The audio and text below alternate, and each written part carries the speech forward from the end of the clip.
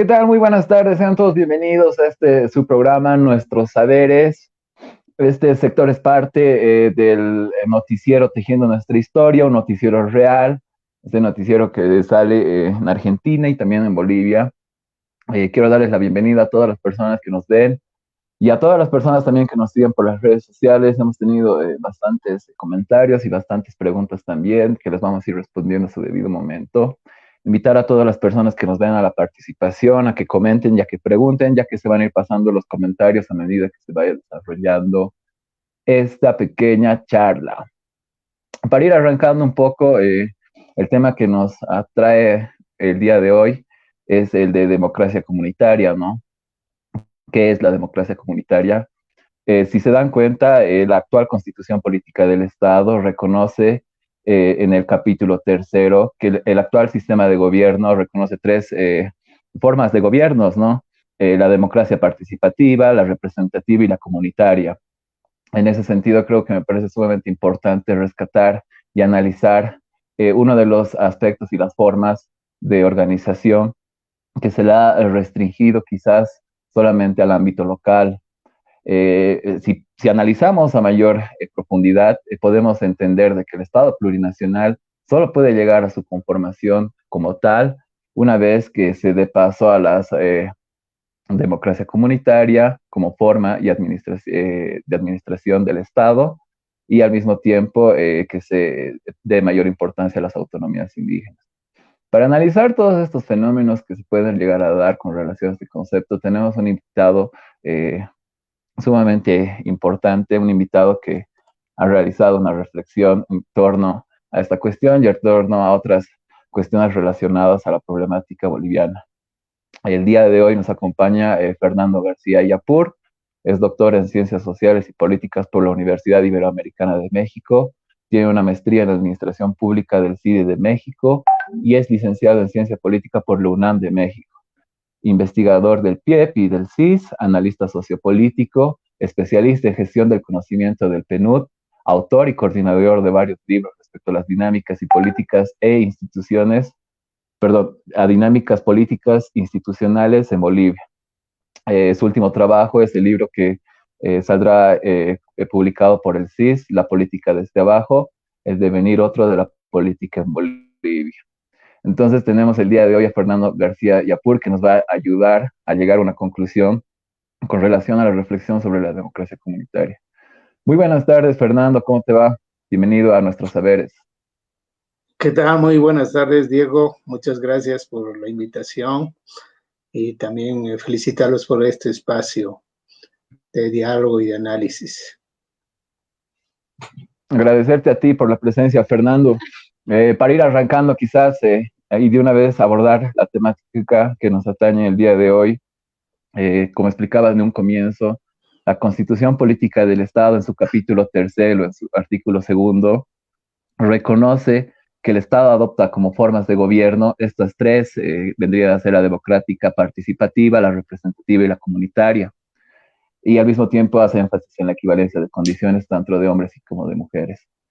¿Cómo podrías tú ver esto en el marco de la Constitución Política del Estado? ¿Qué es la democracia comunitaria? Y al mismo tiempo, ¿qué la diferenciaría de estas otras dos, de la democracia representativa y de la democracia participativa? Fernando. Uh-huh. Pues mira, como establece la Constitución, ¿no? Bueno, define a la democracia, en realidad a la forma de gobierno como un sistema, ¿no? Como un sistema democrático en el que se articulan tres formas democráticas, si se quiere, la forma representativa, la forma participativa y la forma comunitaria. Y claro, un poco para entender en específico qué es la democracia comunitaria, obviamente tal vez hay que hacer un ejercicio más analítico, si se quiere, en términos de interpretación de las nociones o de la noción de democracia, que nos puede ayudar a comprender de manera más específica la democracia comunitaria como tal. Y en eso yo te diría, hay distintas estrategias, distintas perspectivas de abordar en términos teóricos la democracia, ¿no? Desde aquellas que sostienen que tiene una dimensión prescriptiva o normativa, o sea, un deber ser.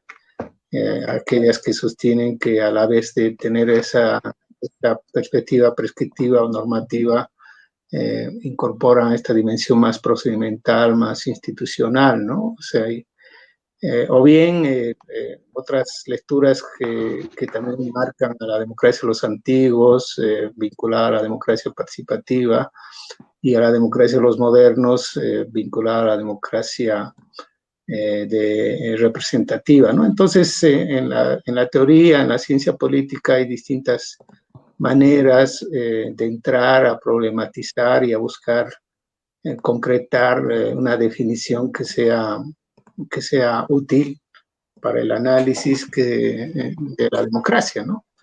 Entonces, en medio de todo eso, yo más bien pensaría de que la democracia, en términos generales, antes de entrar a la democracia comunitaria, la democracia como que pudiera definirse a partir de dos principios, ¿no? O sea, cualquiera de ellas, o sea la representativa, la participativa o la comunitaria, aparecer a partir de dos principios que sustentan a la noción como tal, ¿no? Uno es el tema de la igualdad, ¿no? El asunto de la igualdad. La democracia tiene que ver con la igualdad en términos de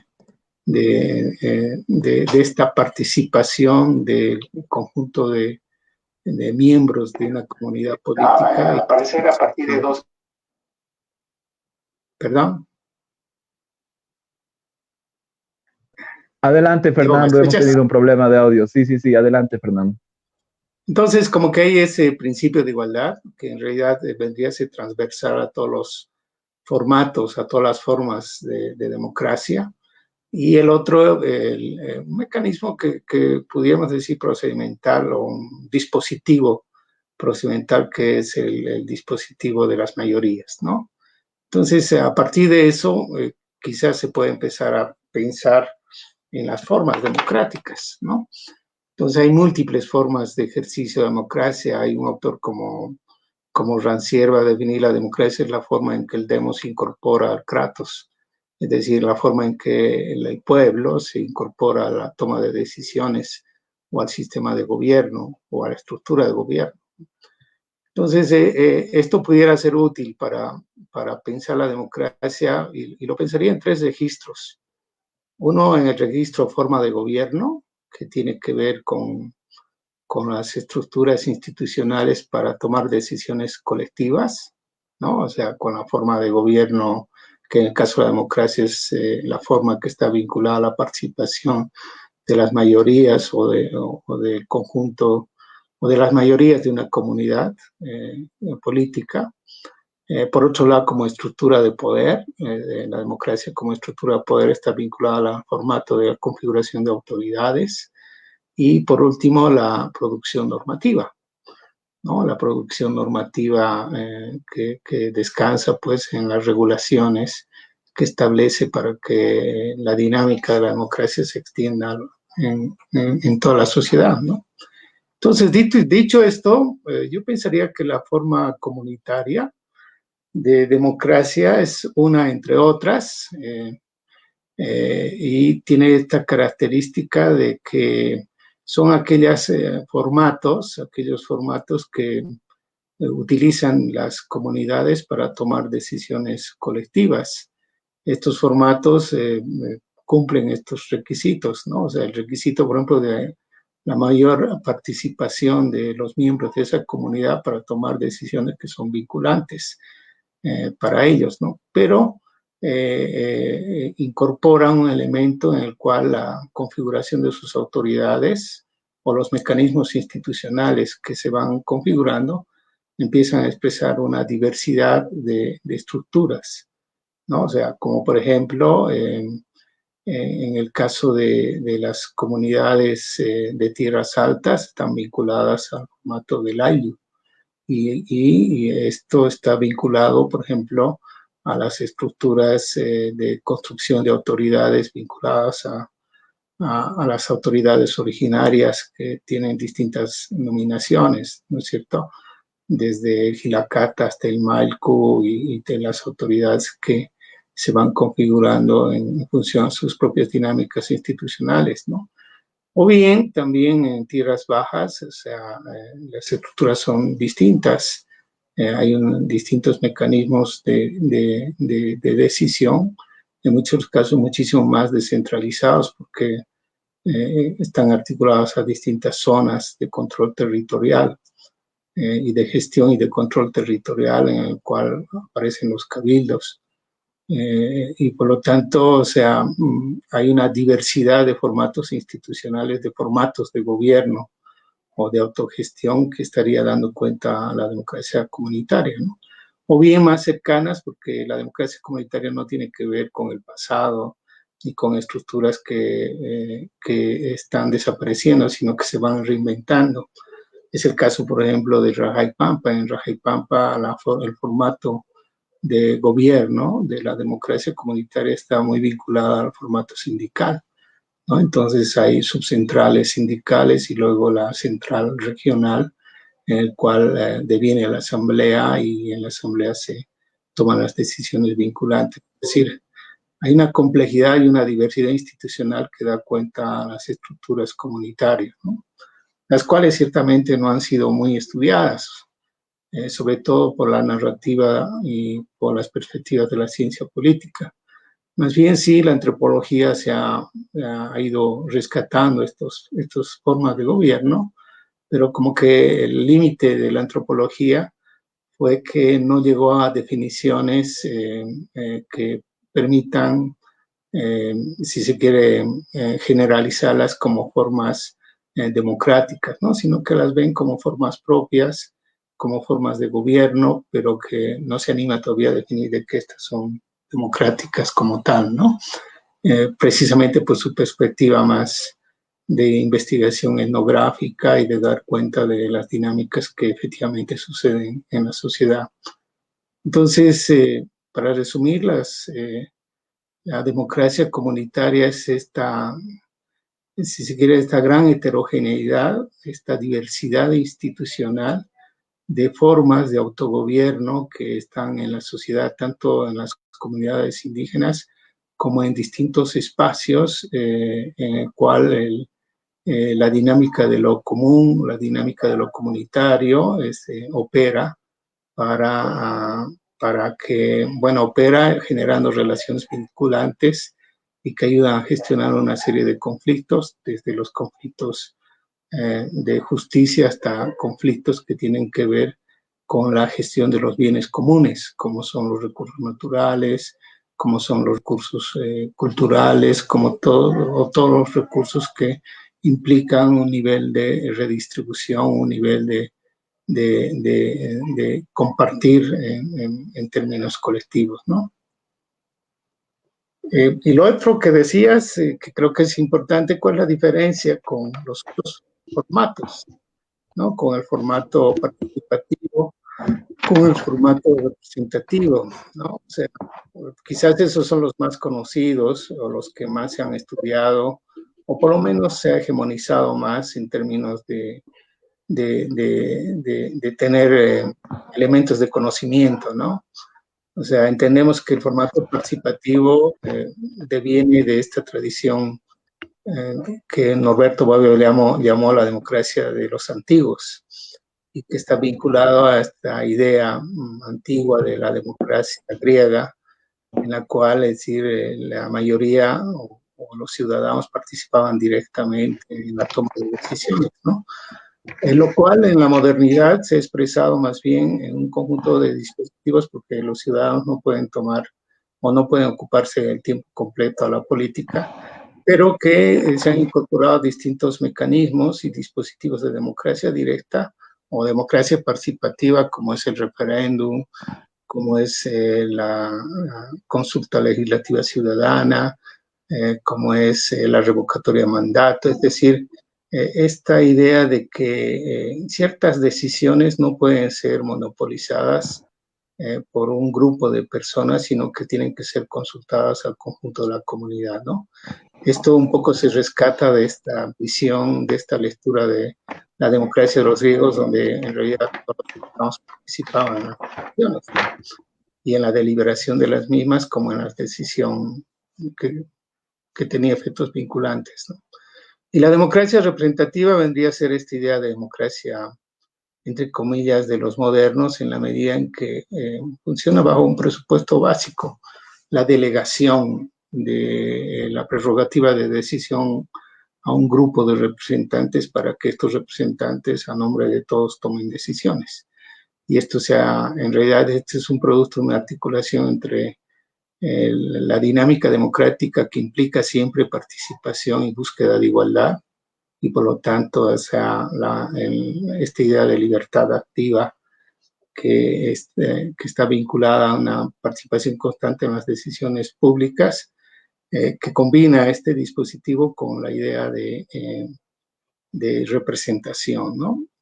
Y que vendría a ser más de la tradición, si se quiere, del contractualismo moderno y del liberalismo, en el cual, se busca que sean los representantes los que tienen ciertas prerrogativas decisionales a nombre de todos, ¿no? Por eso, como que la democracia representativa tiene una raíz más liberal que republicana, ¿no? Que es por ejemplo, la democracia participativa.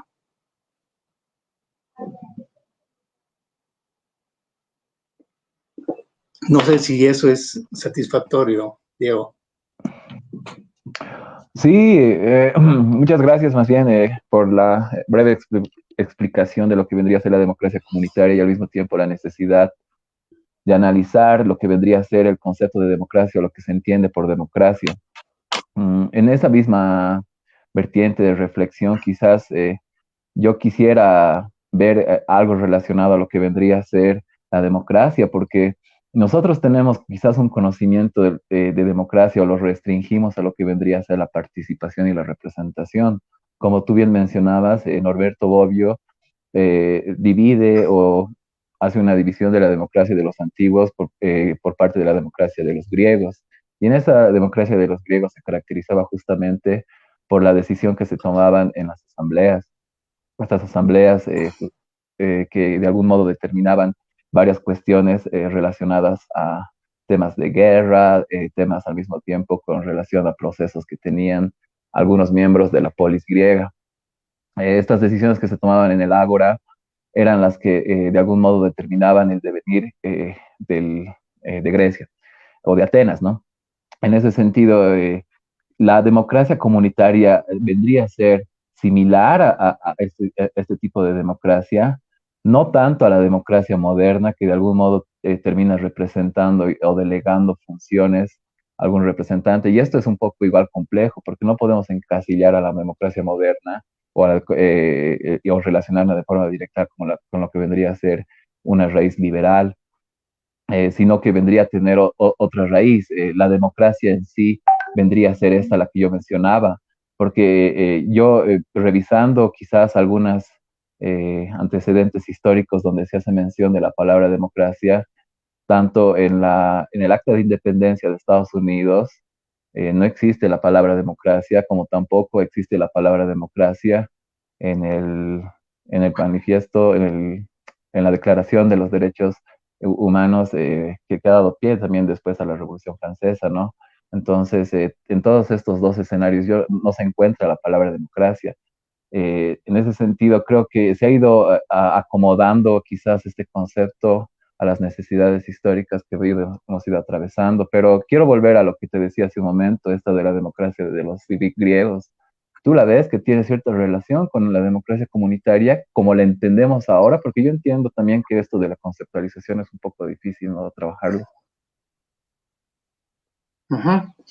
Pues mira, yo pensaría que por un lado sí, o sea, en términos sobre todo en esta idea de participación directa de los miembros de una comunidad en las decisiones que van a tener vinculantes en sus vidas, ¿no? Creo que eso viene de la tradición, por ejemplo, Buenaventura de Sousa Santos, como que entiende que la democracia participativa, la democracia que viene de esta tradición de la democracia directa, se asemeja mucho a la democracia comunitaria cuando buscamos caracterizar a las formas de gobierno comunitarios, ¿no? Porque uno mismo diría, en la tradición de la discursividad de los pueblos indígenas, el concepto de democracia como tal no existe, ¿no? O sea, no existe, es como que el concepto de democracia es un concepto, si se quiere, con pretensiones universalistas, que viene de una tradición de, si se quiere, occidental, y no existe sí, su definición o su construcción en nuestras comunidades, ¿no? Entonces, lo que estamos haciendo es un ejercicio de interpretación. Entonces, en el ejercicio de interpretación, muchos nos dirían lo que se definía como democracia antigua, como democracia de los griegos, es al parecer casi lo mismo de lo que de lo que acontece en las dinámicas comunitarias, ¿no? O de lo que acontece en esta lógica de amplia participación de los miembros de una comunidad en las decisiones que tienen que ver con, por ejemplo, la importancia y la centralidad que tienen las asambleas en las estructuras comunitarias, ¿no? En los formatos de gobierno o de autogobierno que gestionan recursos naturales, territorio, etcétera, en los pueblos indígenas. Entonces, en esa perspectiva uno diría sí, hay al parecer un diálogo y una correspondencia respecto al modelo de los antiguos. Pero sería muy restrictivo pensarlo en esa lógica, ¿no? Y además pensarlo, o sea, como que importando un concepto a estas realidades. ¿Por qué? Porque lo que vemos en términos de configuración de sistema de gobierno comunitario o de democracia comunitaria, en realidad lo que vemos va a ser no solo un formato, ¿no? El formato del ágora, el formato de la asamblea, el formato de los ciudadanos reunidos en una plaza, en un espacio llamado ágora en el cual tomaban las decisiones. Y además los ciudadanos eran solamente los hombres, donde estaban excluidos los esclavos, etcétera. Esas cosas en realidad en el formato nuestro, en el formato de las comunidades, lo que se va a encontrar va a ser una diversidad de estructuras y de reglas y de mecanismos institucionales, ¿no? Como por ejemplo, o sea,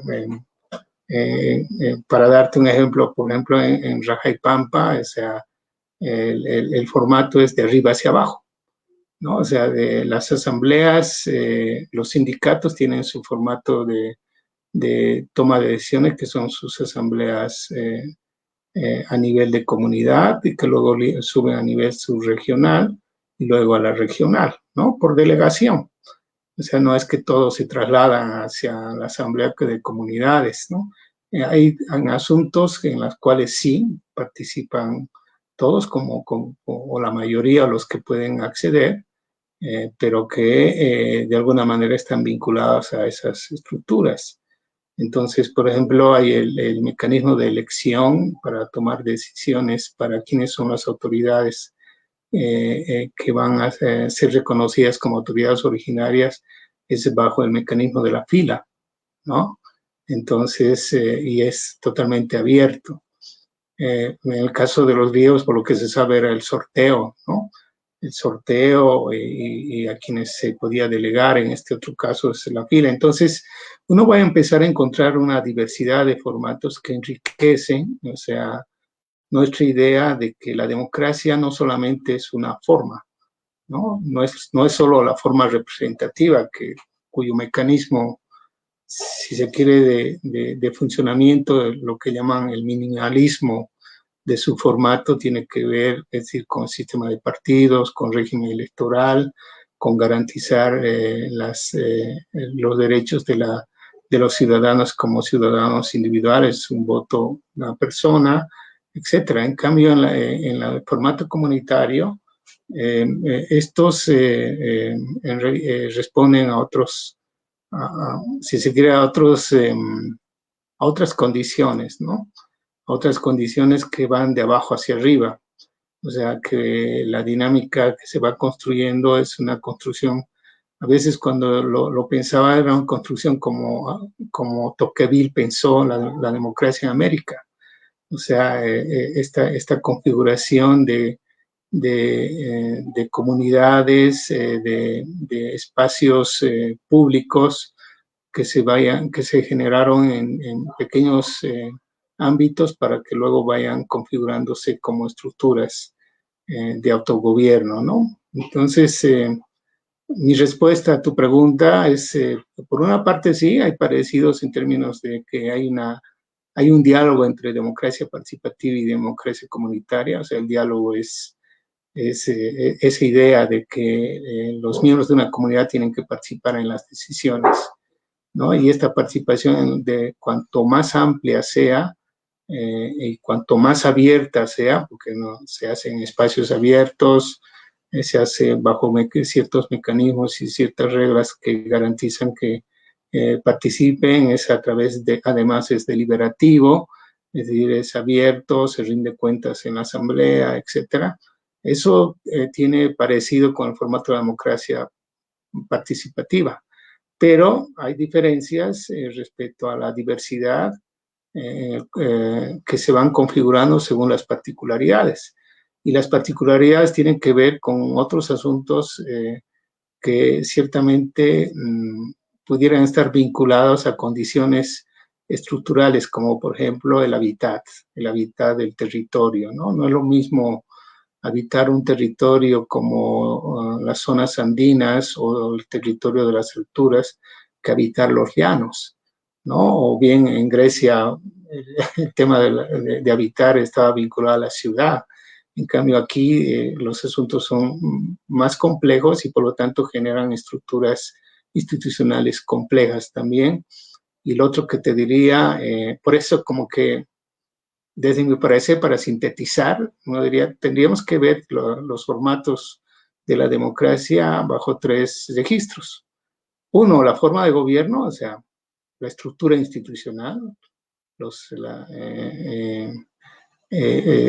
por ejemplo, y aquí para marcar la diferencia, una cosa es el AYU no se parece mucho al cabildo y menos todavía no se parece mucho a las estructuras, si se quiere, muy vinculadas al sindicalismo, ¿no? O sea, hay cosas comunes como la asamblea, ¿no? Y la participación de la mayoría de los miembros, pero hay diferencias respecto a su configuración institucional.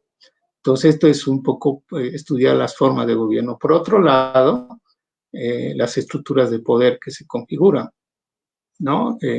En tierras altas podemos hablar de autoridades originarias vinculadas a lo que se conoce en el mundo aymara, sobre todo, vinculadas al Hilakata, a las autoridades del Mailku y todo lo que da cuenta a su propia configuración en términos de autoridades y su registro tal. En valles estamos hablando de estructuras sindicales, el secretario general, ¿no? El secretario regional, etcétera, que aparecen como autoridades de gestión y toda su estructura de autogobierno. Y en los llanos aparecen pues todo lo que vendría a ser la estructura de los cabildos, los caciques, etcétera. Entonces hay distinciones, ¿no? En lo que vendría a ser la estructura de poder.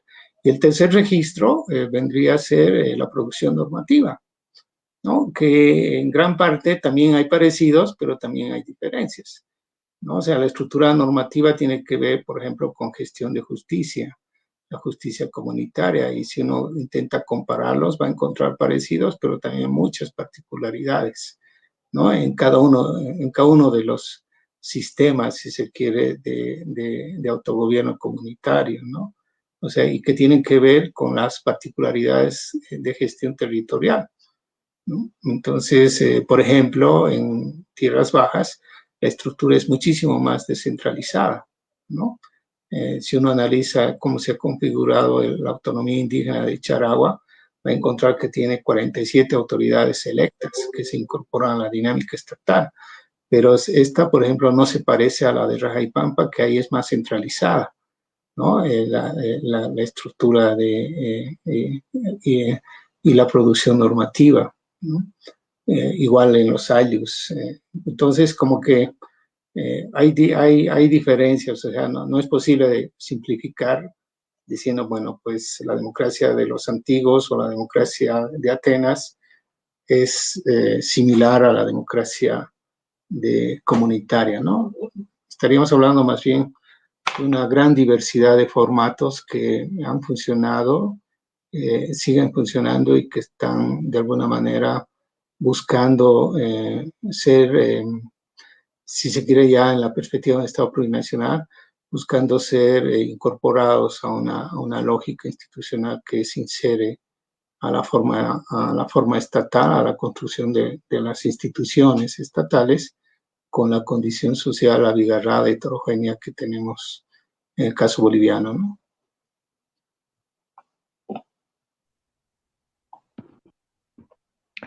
Muchas gracias, Fernando. Y evidentemente es cierto que eh, no es tampoco la intención el importar conceptos un tanto ajenos y tratar de darle forma a lo que sucede acá, ¿no?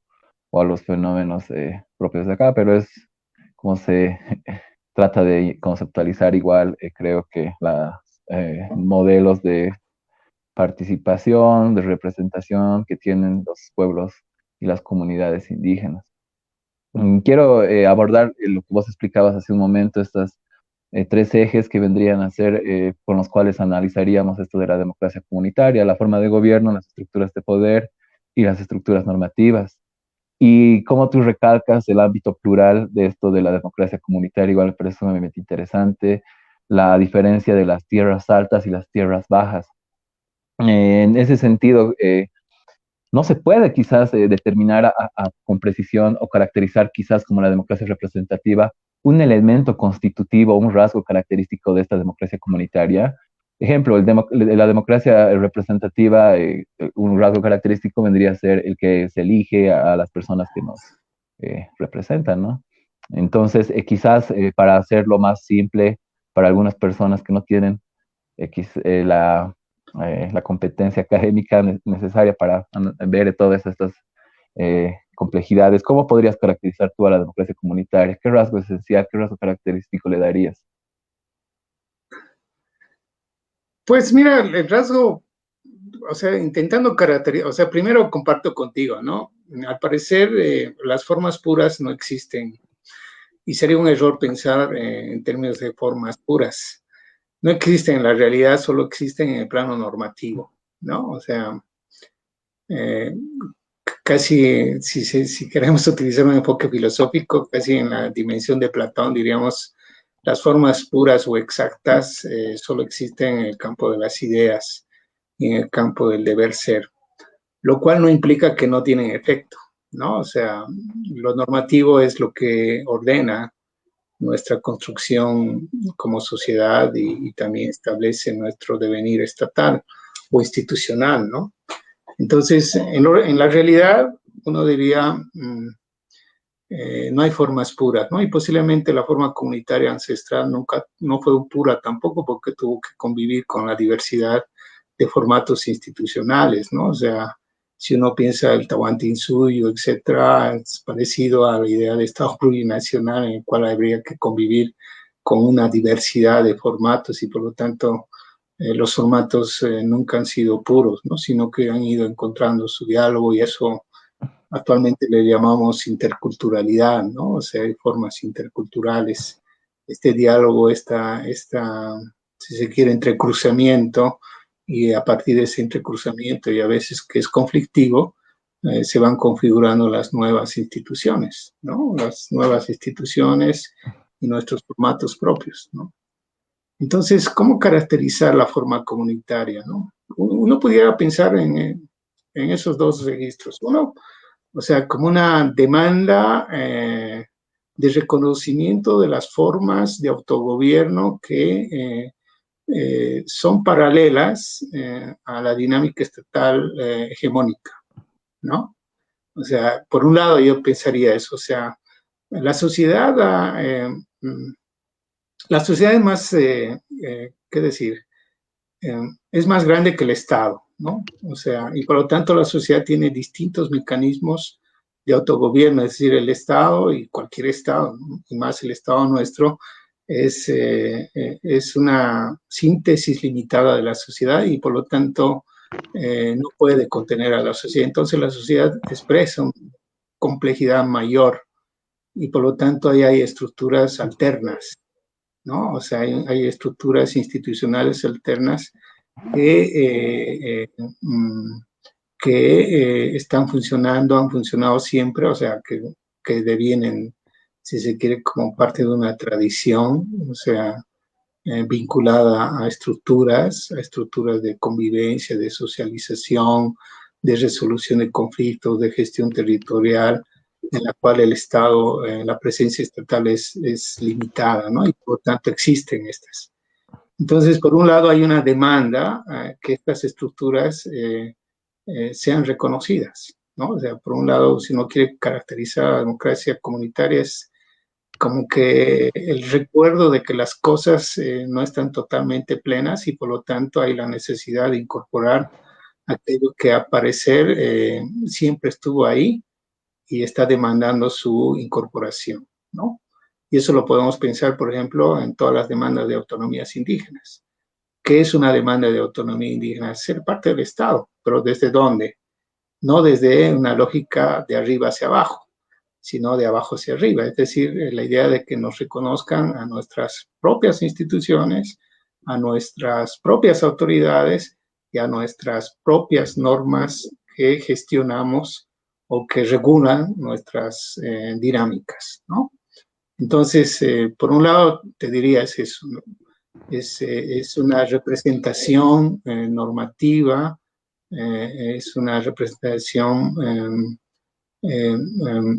si se quiere, es una demanda de reconocimiento de una realidad que da cuenta a las estructuras y a las dinámicas de la sociedad, ¿no? O sea, eso en términos, si se quiere, normativos, ¿no? Ahora, en términos prácticos, uno diría lo efectivamente real, en el caso boliviano, es que al parecer mucho de esto ha sido más efectivo que el propio Estado, ¿no? O sea, en términos de, por ejemplo, de integración y cohesión social, ¿no? O sea, o sea y normalmente no estamos muy dispuestos a reconocer, ¿no? O sea, ¿por qué? Porque ha habido un predominio del discurso, si quiere, liberal. Pero en el fondo, o sea, no somos totalmente liberales, sino que arrastramos con nosotros mismos muchas dinámicas comunitarias, ¿no? Es un poco lo que Silvia Rivera algún momento dijo, todos somos indios, ¿no? O sea, hay esta idea del cheje, esta idea o bien en algún trabajo que nosotros elaboramos al momento de estudiar la participación indígena y campesina indígena en política, pensábamos esta idea de identidad compuesta, ¿no? Entre el mundo exclusivo, pues el mundo en el cual estoy vinculado a dinámicas comunitarias, o sea, todos estamos vinculados de alguna manera a dinámicas comunitarias, pero al mismo tiempo, y desde ahí, estamos exigiendo ser parte de una comunidad colectiva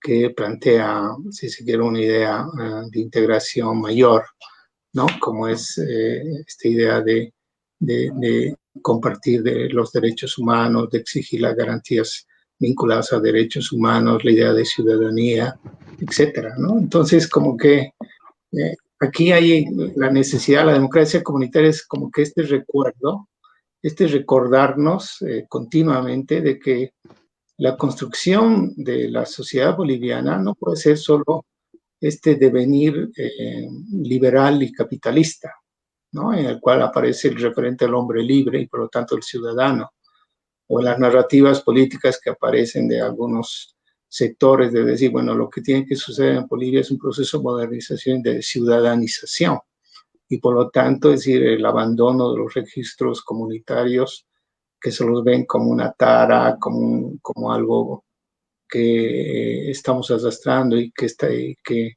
no nos permiten ser, entre comillas, modernos, ¿no? sino que más bien ese es el recuerdo de decir las posibilidades de ser modernos descansa precisamente en el reconocimiento de lo exclusivo y lo particular que efectivamente funciona en este país, que vendría a estar vinculada a la dinámica comunitaria, ¿no? Porque es un error, por ejemplo, pensar que la comunidad siempre está vinculada a lo rural, ¿no? Cuando uno ve el Alto, o cuando ve uno las dinámicas de las ciudades, o una ciudad como Santa Cruz moderna, uno empieza a ver que hay mucho despliegue de dinámicas comunitarias, no solamente en la organización de los barrios, sino también en el desempeño de las dinámicas económicas, tanto productivas como comerciales, ¿no? Todo lo que se ha llamado como economía popular, por ejemplo, está vinculada a dinámicas comunitarias y por lo tanto a la reproducción de mecanismos, ¿no? Y de normas y de estructuras, todo lo que hemos dicho, ¿no? Formas de gobierno, estructuras de poder y normativas, ¿no? Entonces, que estarían mostrándonos esta dimensión compuesta, ¿no?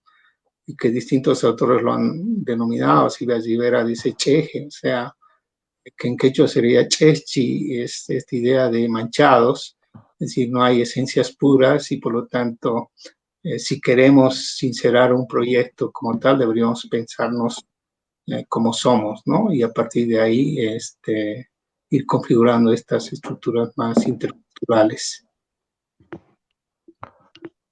Gracias, Fernando. Sí, evidentemente es cierto lo que tú mencionas. Me parece sumamente interesante la mención que haces de Platón, ¿no? Whitehead decía que la tradición filosófica de Occidente son notas de pie a Platón, ¿no? Y me parece sumamente interesante igual que ver que quienes han preconfigurado, si se quiere, la manera en la cual nosotros vamos entendiendo los diferentes fenómenos. Podría decir que han sido Aristóteles y Platón. Quiero recalcar lo que tú dices con lo que menciona los trabajos de Silvia Rivera con relación a la identidad. Tú mencionabas algo de que en concreto no existen esencias puras, la contingencia con relación a lo que vendría a ser las identidades. Este es un debate ya de hace varios años, ¿no? Si nos remontamos a los filósofos presocráticos, existía un debate entre Heráclito y Parménides entre lo que vendría a constituir el ser o la existencia o las cosas. Para Parménides el ser es uno, ¿no? El ser es solamente una cosa. Y para Heráclito las cosas devienen, o sea, el ser está en transformación.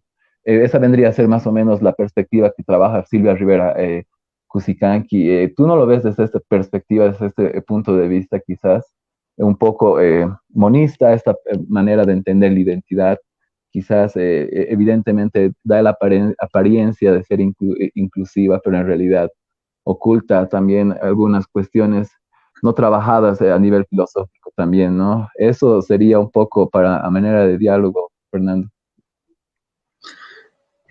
No, la verdad, o sea, no sé si pudiera decir algo que sea muy, eh, que tenga un sustento, ¿no? O sea, en la línea que tú estás reflexionando. Lo que puedo destacar, y creo que lo que la provocación de Silvia Rivera y también pensaría en otros autores, ¿no?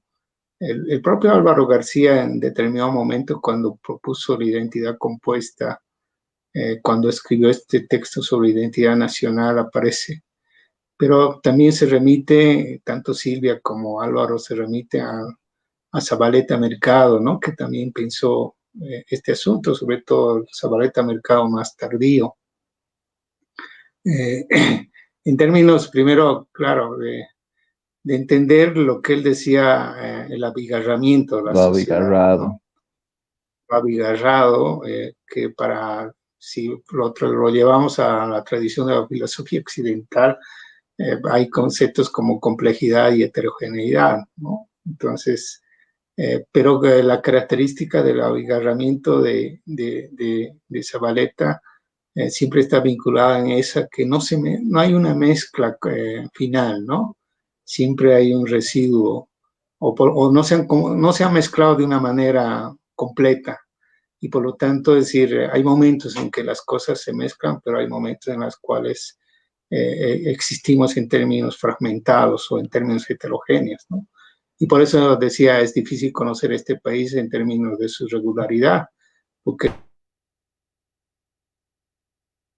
que sea la garantía de la continuidad y por lo tanto la formación de un conocimiento, sino que lo que podemos hacer es conocer solamente en los momentos de crisis. Bueno, todo eso creo que es muy productivo, muy interesante a la hora de pensar esta complejidad, ¿no? Entonces creo que hay la provocación ya para pensar en términos estatales o si se quiere para términos de la identidad, eh, eh, porque yo veo que hay un diálogo, o sea, identidad tendrá que estar vinculada a cómo configuramos nuestra comunidad política, ¿no? Y por lo tanto, todo lo que esté vinculado a la comunidad política serán pues estructuras institucionales y una de las fundamentales y las básicas será el sistema de gobierno, democracia como tal, ¿no? Entonces ahí yo creo que la provocación es un poco esta idea de romper los esencialismos, ¿no? El esencialismo que de algún lado es parte de la narrativa del liberalismo, o sea, el liberalismo en el fondo, ¿qué es lo que está buscando? Que se parece mucho también a las perspectivas, si se quiere, marxistas que pensaban al capitalismo y luego al socialismo como un devenir, ¿no? De continuidad. Entonces, ¿qué es lo que sostiene el liberalismo como tal? Esta idea de que la configuración del mercado va a ir generando la producción del hombre libre, ¿no? Del hombre que se desvincula, Marx lo dice, que se desvincula de la comunidad ancestral como familiar, ¿no? Ese proceso de que Max Weber llamara de secularización social o de individuación, ¿no? Es este proceso que se veía como un proceso irreversible. Y por lo tanto, o sea, la desvinculación que es la ruptura o que dio cuenta a algunas tradiciones sociológicas de pensar la tradición y la modernidad, ¿no?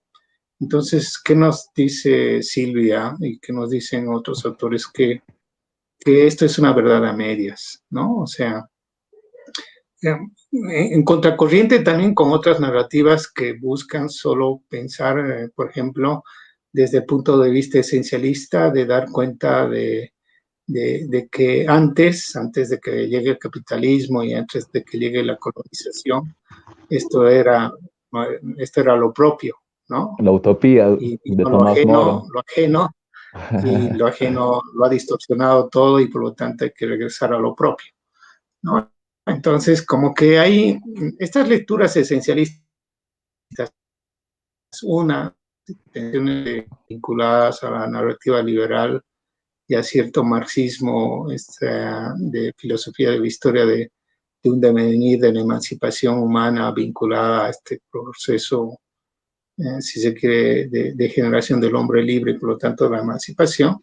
Y la otra, vinculada a mirar con cierto romanticismo el pasado y pensar en la idea de la reconstitución y el esencialismo de las formas antiguas. Esta lo que nos está diciendo es que en realidad lo que tú has dicho, o sea, la configuración de la identidad y la configuración de las instituciones y de la propia democracia es de alguna manera contingente, ¿no? Contingente en la medida en que significa que no todo vale, sino que contingente en función a ciertos registros y ciertos ámbitos que de alguna manera están estableciendo, es decir, la continuidad, si se quiere, de la dimensión de construcción de la sociedad.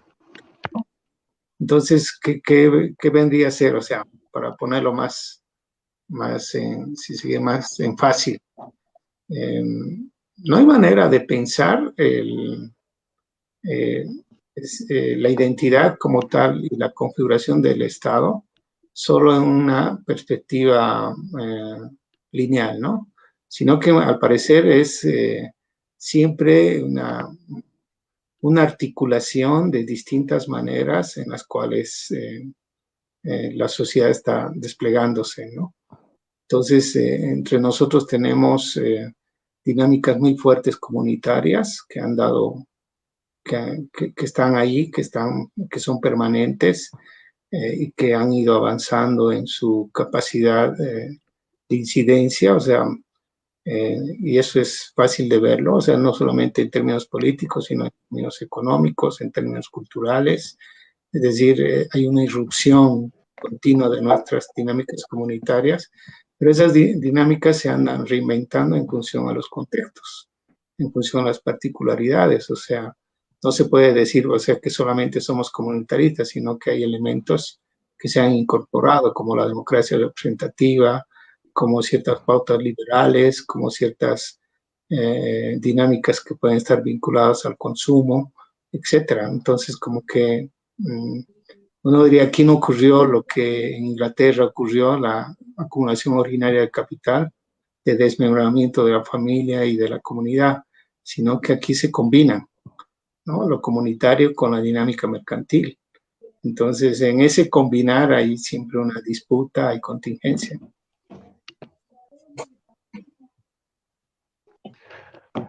Preciso, eso es lo que tú mencionas, ¿no? Me parece interesante recalcarlo, de que la dinámica mercantil acá en Bolivia es un poco más compleja analizarla, que está de por medio la dinámica comunitaria también.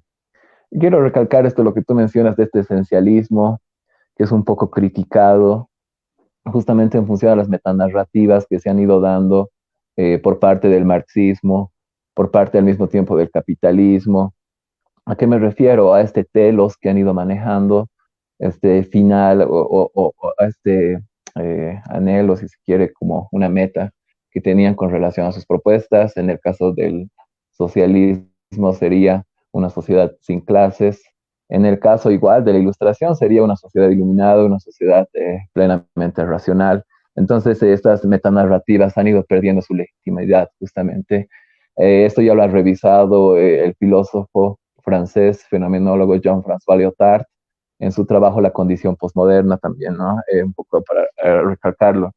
Para no desviarnos un poco del tema, quizás, Fernando, y no caer en este debate sobre el esencialismo y la relatividad, quizás, o lo que vendría a ser la contingencia, volvamos un poco a lo que vendría a ser la democracia comunitaria. ¿Por qué tú crees que se restringe esto al ámbito local? ¿Por qué no se traslada estas prácticas comunitarias a ámbitos institucionales macro? Me refiero al Estado, a instituciones intermedias también. Esa sería mi pregunta. Antes, quizás, Fernando, tenemos varios comentarios de la gente. Podemos ir viendo quizás controles a medida que vaya dando su comentario Fernando. Gracias, Fernando. Sí, mira, yo creo que tiene que ver, claro, hace rato estamos en un plano muy abstracto, ¿no? Pero yo te diría, o sea, ¿por qué no, por qué estas dinámicas que están ahí y que al parecer son fuertes porque están vinculadas más a nuestras formas cotidianas? O sea, lo comunitario aparece fuera del discurso, eso es lo que estuvieras diciendo, ¿no? Fuera del discurso de lo políticamente correcto o bien fuera del discurso hegemónico, ¿no? Y yo creo que ahí es, básicamente es esta idea, ¿no? La hegemonía siempre implica la expansión de un régimen de verdad, ¿no? Y lo que hemos tenido a la hora de pensar, cuando hemos pensado la democracia, lo que hemos tenido como régimen de verdad ha sido más bien el predominio de una concepción de la democracia, que es la democracia liberal, ¿no? Creo que en los últimos años hemos estado viviendo una disputa por el sentido de la democracia, ¿no? Y que ha llegado en determinado momento a ser o es, y todavía es ahora, es decir, una disputa desequilibrada, ¿no? Desequilibrada en el plano discursivo, porque la idea de democracia comunitaria es todavía como una idea subalterna, ¿no? O sea, una idea que se lo entiende como, para muchos pueden entender como un esoterismo, como algo que entró y no, y está metido de contrabando, ¿no? Entonces, ese es uno de los problemas para que esta idea no esté incorporada en nuestros debates, ¿no? O sea, al momento, cuando hablamos siempre de democracia comunitaria, siempre hablamos de comunidades rurales, de comunidades locales y su viabilidad. Por ejemplo, cuando hablamos de autonomía indígena, solo vemos su viabilidad de que van a ser en lugares pequeños, aislados, etc. Y creo que ese es un error, pero es un error que está vinculado a un tipo de proyecto político. O sea, ese liberalismo como que se ha resguardado, como que ha establecido sus fronteras para que normalmente pensemos la democracia bajo su registro y bajo su hegemonía. Entonces, como que hay una tarea ahí, primero romper esa hegemonía. Por eso lo que te decía, la democracia comunitaria es un discurso contrahegemónico, contra esta narrativa que nos hizo ver, porque uno diría hasta antes de la Constitución siempre se entendía y muchos siguen entendiendo que la democracia es siempre democracia representativa, que no hay otra, que las otras son invenciones, ¿no? Democracia participativa es invención de, bueno, es el pasado y por lo tanto no funciona, etcétera. Y democracia comunitaria es como que una introducción que se puso de contrabando y está puesto ahí, pero que nadie lo entiende. Cuando el asunto es, uno diría, es muchísimo más fácil. La democracia comunitaria es lo que hay en el alto. Son las redes comunitarias, son la economía popular, son las estructuras de autogobierno que dan cuenta a las formas sindicales, a las formas de las juntas vecinales, a las formas corporativas, a las formas asociativas. Todo ello está vinculado a estos mecanismos que en nuestra sociedad están bastante extendidas y expandidas.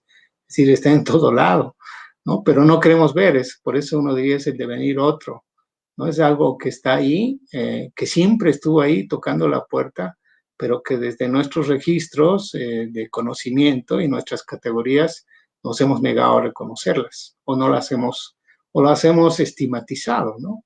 O sea, con categorías como, por ejemplo, populismo, como categorías, por ejemplo, corporativismo en una perspectiva siempre peyorativa, o como, por ejemplo, ¿no? Todo lo que está vinculado a que estas son reproductoras de caudillismo, patrimonialismo, etcétera, ¿no? Entonces, esto nos ha evitado pensar en estas lógicas. O desde la narrativa también liberal, modernizadora, se lo ha pensado como tradición, ¿no? Como tradición cultural, como parte de aquello que está dejando de ser, porque la modernidad es ser clase media, porque la modernidad es ser miembros de la ciudad, de una ciudad modernizada, donde funciona el hombre libre, el ciudadano libre, etcétera, ¿no? Entonces, mi respuesta sería eso, o sea, hay mucho todavía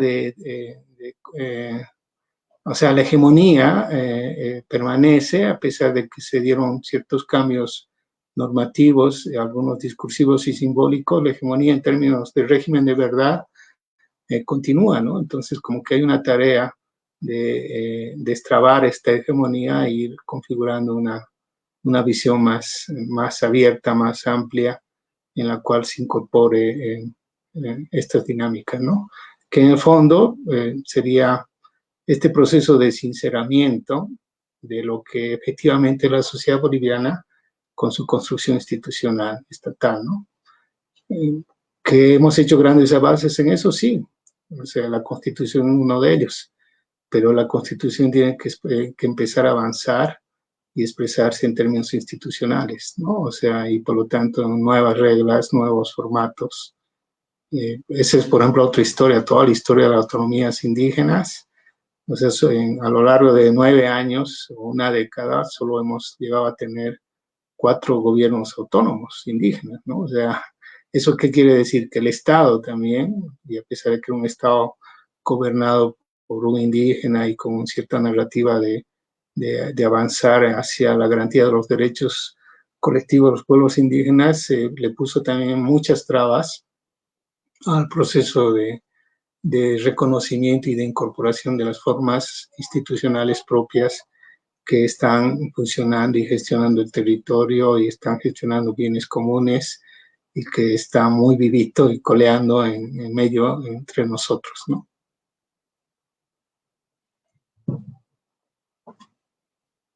No sé, Diego.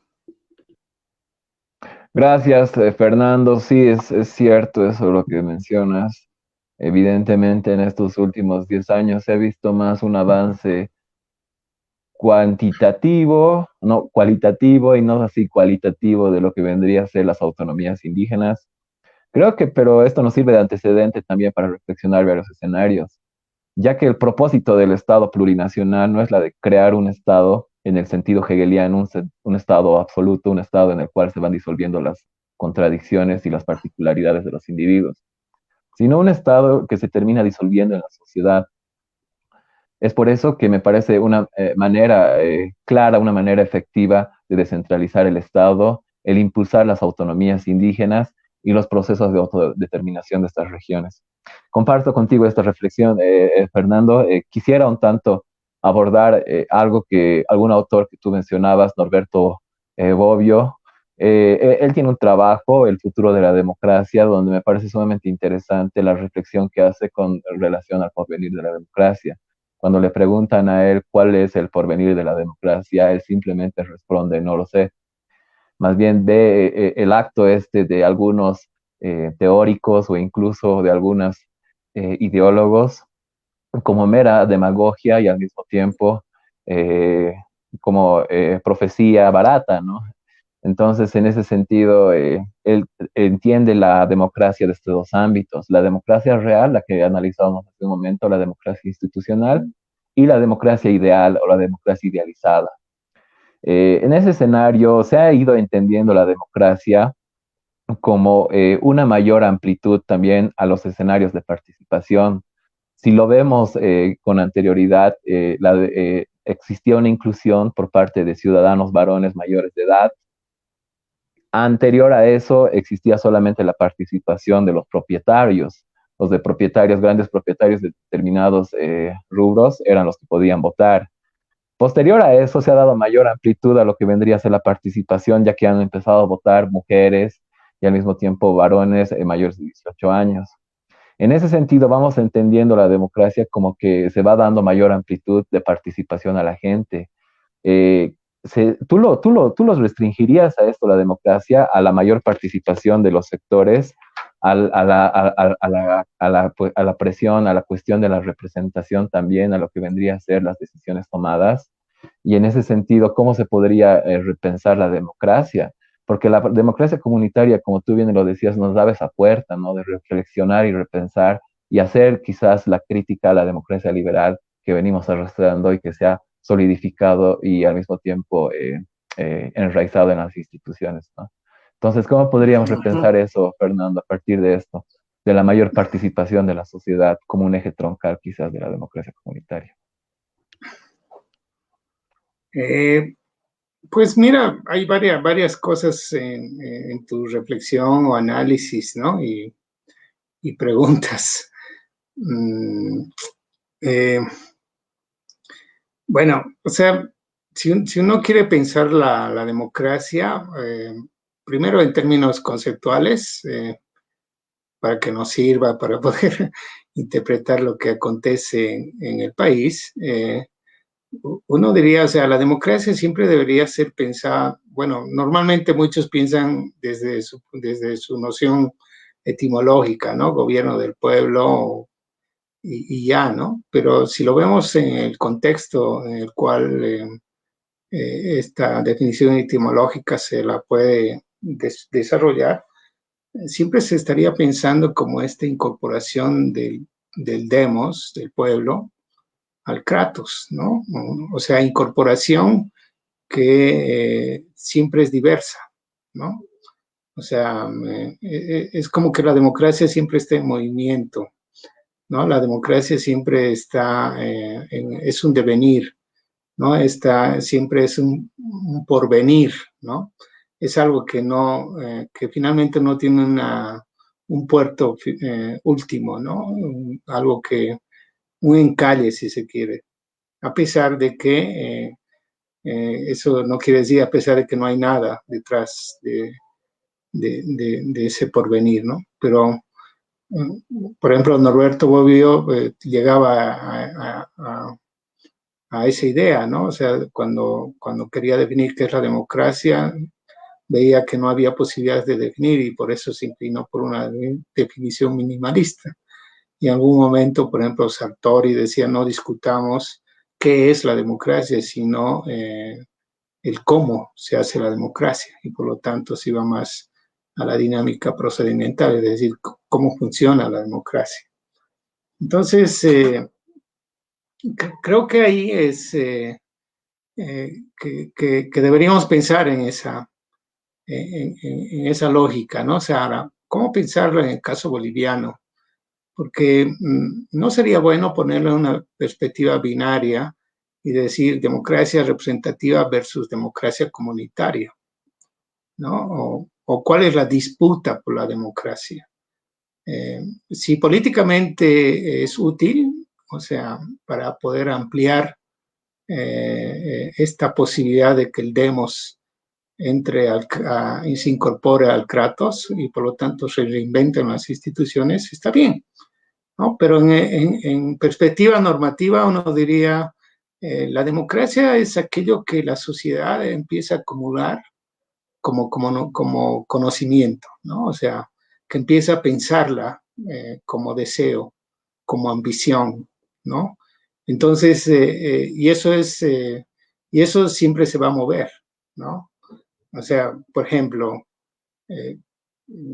ejemplo, yo volviendo a leer Las masas en noviembre del 79, uno diría, y Zabaleta también ahí me parece que es muy importante para entender cuando él habla sobre los 4 conceptos de democracia, ¿qué es lo que está diciendo? Por un lado, que esta idea original, la democracia tiene que ver con el asunto de igualdad.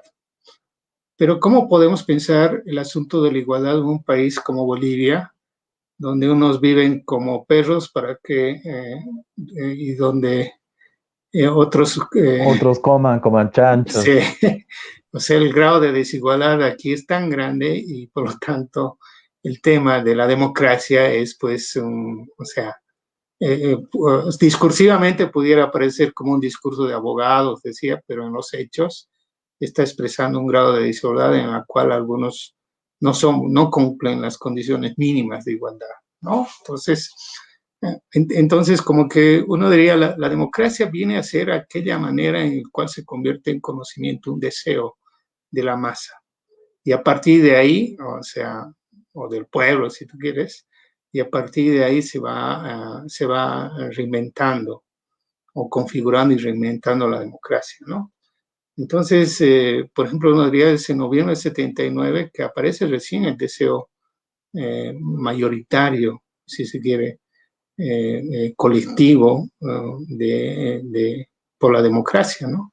Hasta antes, diría Zabaleta, y todo el periodo liberal inicios del siglo XX, y hasta el periodo de la Revolución Nacional, la democracia era algo ajeno, era solo de las élites, ¿no? De los grupos de poder. Obviamente no participaban, no podían participar ni elegir.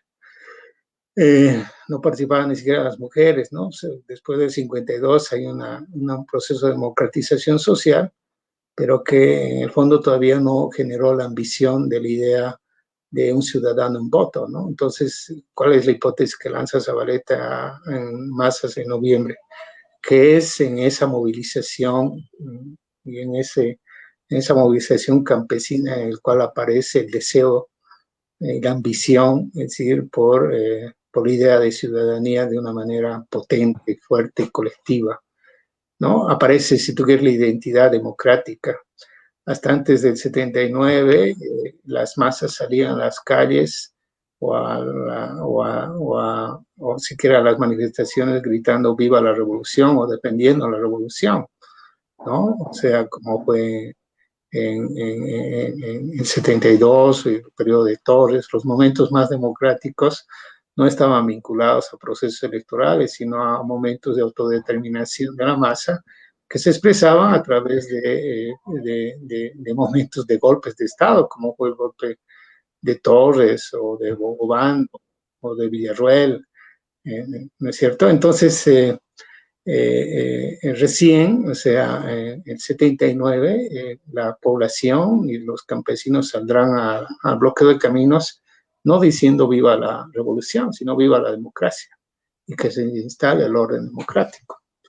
Entonces, ¿a qué me voy? O sea, tenemos que ser percibir mucho, o sea, cómo la sociedad ha ido interiorizando el deseo de la democracia, ¿no? Y este deseo de democracia, en muchos de los casos, y esto pudiera ser una hipótesis, deviene de la forma democrática comunitaria, ¿no? De la forma de organización de la sociedad, de la forma de organización de base de la sociedad, ¿no?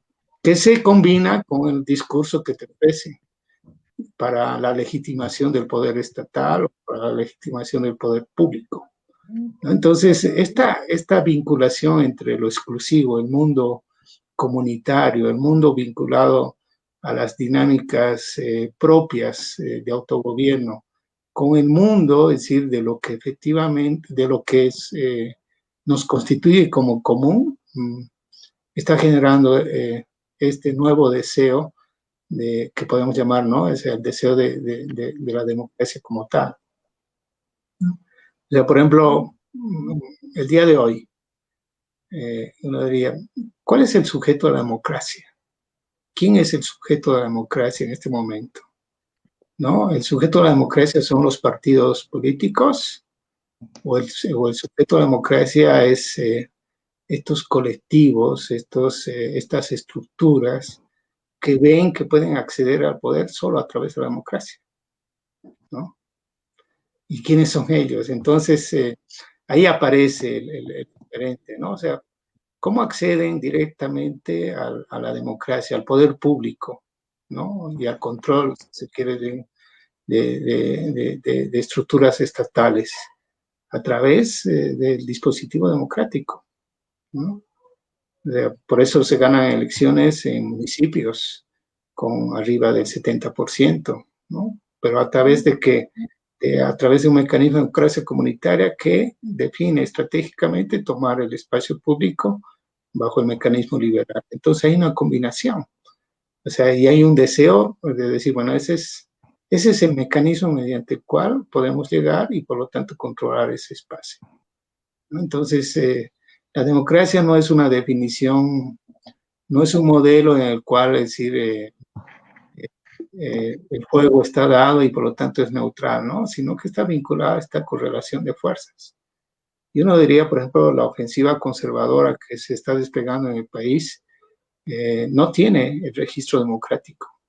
No piensan en la democracia porque la democracia es un riesgo para mantenerse en el poder, ¿no? Es un riesgo, o sea, no les garantiza primero el acceso al poder, o sea, no pueden llegar a tener la votación que necesitarían para tener el acceso al poder, ¿no? Lo perdieron y accedieron de una manera, hoy es un gobierno transitorio, pero por eso como que ven con mucho riesgo el desarrollo de las elecciones, porque no están garantizadas su posibilidad de llegar a no ser que desplieguen un proceso de desarticulación, de desmovilización, de buscar la derrota de la articulación nacional popular, etcétera, ¿no? Entonces, el sujeto de la democracia es el sujeto mayoritario, ¿no? Y ese sujeto mayoritario no es el individuo, no es el ciudadano, una persona, un voto, sino estas estructuras comunitarias que se articularon y por lo tanto desplegaron una estrategia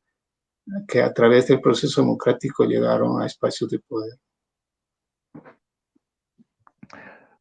Justamente esto de lo que señales es importante, Fernando. La pregunta iba relacionada a esto de la democratización.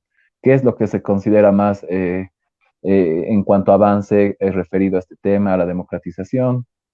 Eh, yo quiero recalcar lo que tú mencionas. ¿Cuál es el sujeto democrático? Si bien no los partidos políticos o los movimientos sociales o estas estructuras también de personas que vendrían a ser autoconvocadas en algún sentido, he escuchado ahora en los autoconvocados, pero ya es un poco eso, vendría a ser tema para debatir con relación a la participación, ¿no? Y a esta identidad democrática que mencionabas. Quiero que vayamos pasando en la misma vertiente de reflexión que estamos a un video que tenemos para que me des tu impresión, Fernando, con relación a lo que hablábamos de los partidos políticos y la representación y lo que vendría a constituir la democracia. Control, ¿lo tenemos listo?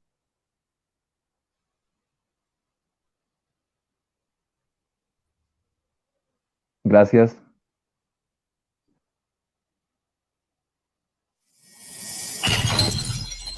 No hemos hablado de cómo funciona un partido, otra pirámide. Si quieres llegar a ser un representante, tendrás que ir escalando en la pirámide de poder.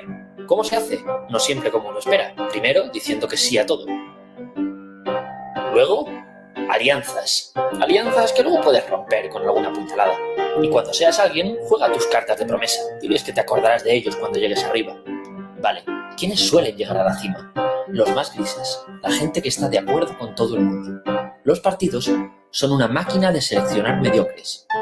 Ahora, de estos tres, vamos a quedarnos con este. ¿Es el mejor para gobernar? No, el mejor para gobernar era este, pero se pondría nervioso en los debates. El segundo mejor era este, pero es demasiado viejo y hay que ganar voto joven. Nos hemos quedado con este no porque sea el mejor para gobernar, sino porque es el mejor para ganar elecciones. Pero es un inútil. Así que, ¿son gente preparada los políticos? No, no es necesario estar preparado, y suele reinar la mediocridad.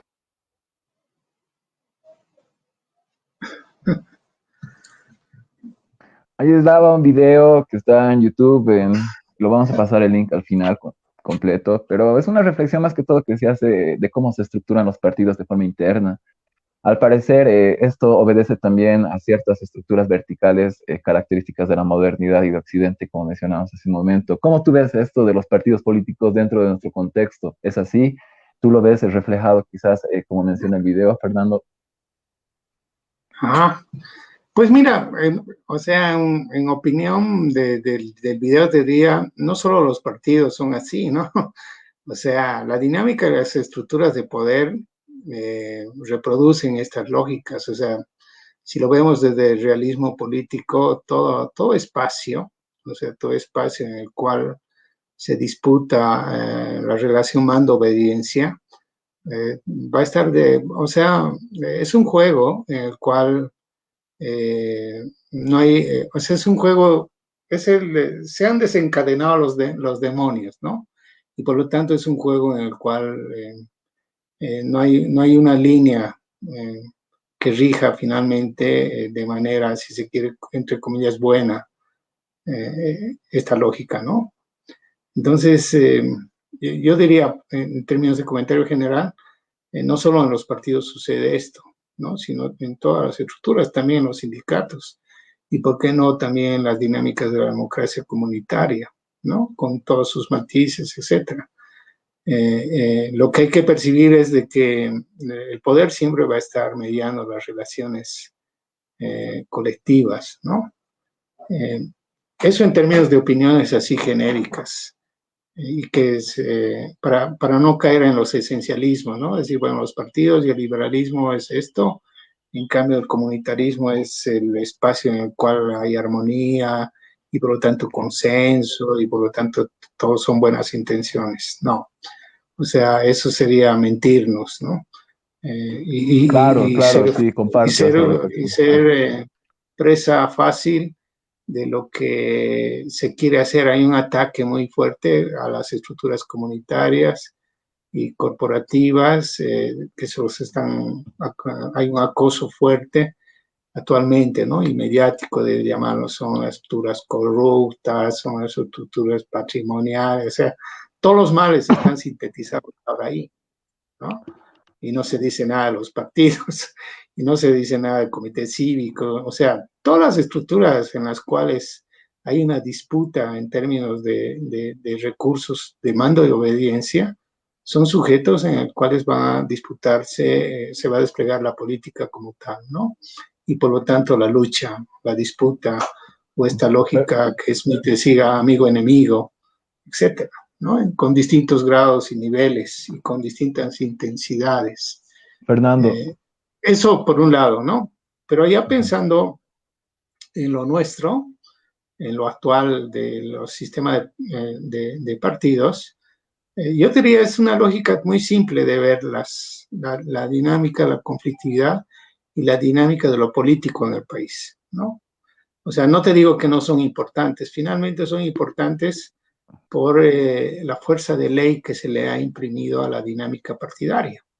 Y te diría, es parte de la construcción hegemónica que viene de los 80, o sea, ese neoliberalismo, o sea, que estableció el modelo de democracia representativa como el modelo, es decir, de gestión y de reproducción del poder en el país, ¿no? Es el momento en el cual, o sea, si antes en el esquema de Estado 52 era Fuerzas Armadas y COP, los referentes de la sociedad civil uno y los referentes del Estado el otro, fue con incorporación del sistema de partidos, igual que en el inicios del siglo XX, o sea, el establecimiento de un mecanismo, entre comillas, de pacificación, ¿no? Entonces, uno diría, es algo que ha quedado, y es algo que hemos reconocido y está en la Constitución, y por eso la democracia representativa tiene centralidad, ¿no? Porque funciona a través del sistema de partidos. Pero no es lo único, ¿no? Ni siquiera a veces, en su fase final es importante, pero en su fase, si se quiere, constructiva, es secundario. ¿Por qué? Porque hay otra dimensión, hay otro circuito, que podemos llamar el circuito, el segundo circuito, que es mucho más efectivo, que son las organizaciones de la sociedad civil, ¿no? Es mucho más efectivo, por ejemplo, en los partidos, si tú quieres, de derecha, porque uno diría, ¿cuál es el partido de derecha realmente como partido? ¿No? O sea, uno diría, al parecer no hay, o son muy débiles, pero ¿qué hay detrás? Hay grupos de presión, ¿no? Hay el Comité Cívico Cruceño que se ha activado, hay los grupos de presión empresarial, CAINCO y otras, que son instancias corporativas, ¿no? Grupos de presión que por lo tanto están incidiendo en la toma de decisiones, en la definición de estrategias. Igual del otro lado, ¿no? Igual del lado nacional popular. O sea, no es el MAS no es un partido, o sea, no es una estructura que se pudiera pensar como esa estructura en la cual hay un comité directivo y por lo tanto todo lo que viene a organizar es de arriba hacia abajo. No, CEMAS es un conglomerado de articulaciones, un conglomerado de estructuras organizativas muy diversas, ¿no? Muy diversas y que por lo tanto, o sea, están las comunidades interculturales con mayor peso, quizás ese es uno de sus problemas, o sea, que no se ha modificado la correlación de fuerzas internas, controladas por comunidades interculturales como los cocaleros, etcétera, pero también está la única, están otras estructuras corporativas, asociativas, ¿no? Entonces, si queremos tener una percepción más global del campo político, no podemos reducir esto a una lógica solo de partidos, porque los partidos son quizás la parte final de una disputa mayor que son entre estructuras que están vinculadas a la dimensión de este segundo circuito, ¿no? Asociativas, corporativas y comunitarias. Y deberíamos percibir estas como importantes. No quiere decir ahora que hay que institucionalizar estas, sino esas son las que de alguna manera garantizarían o no los niveles de gobernabilidad, de posibilidades de acción, etcétera. Entonces, necesitamos ampliar nuestra perspectiva predominantemente liberal hacia una concepción más postliberal, si se quiere, de la dimensión de la democracia y de lo político. Justamente, Fernando, yo creo que lo importante de lo que tú dices vendría a estar resaltado con lo que se entiende como doble estado, ¿no? El estado que visible y el estado invisible. Este estado invisible estaría compuesto justamente por todas estas agrupaciones que tú mencionabas hace un momento y que no son visibles porque no son los que de algún modo toman las decisiones de manera clara, ¿no? De manera evidente. Yo creo que que la intención de la democracia es transparentar el poder justamente, o sea, que estas relaciones de poder sean transparentes. Y estas relaciones se pueden llegar a transparentar por medio de la participación. En ese sentido, yo trataría de entender más la democracia comunitaria quizás, en función a lo que hemos ido hablando, en función a algunas características. La primera vendría a ser una mayor participación, la segunda la rotación de cargos, la tercera los mayores niveles de deliberación y la última sería que prime el sentido de la necesidad de lo comunitario, ¿no? En esos quizás rasgos característicos, si se pudiesen trasladar a instituciones del Estado, instituciones estatales, al mismo tiempo otro tipo de asociaciones, porque tú bien lo mencionas, ¿no? No solamente esto se da en partidos políticos, se da en otros niveles, a niveles sindicales, a niveles de agrupaciones. Me atrevo a decir que incluso la asociación de junta de vecinos de aquí, de un barrio X, igual se reúne así.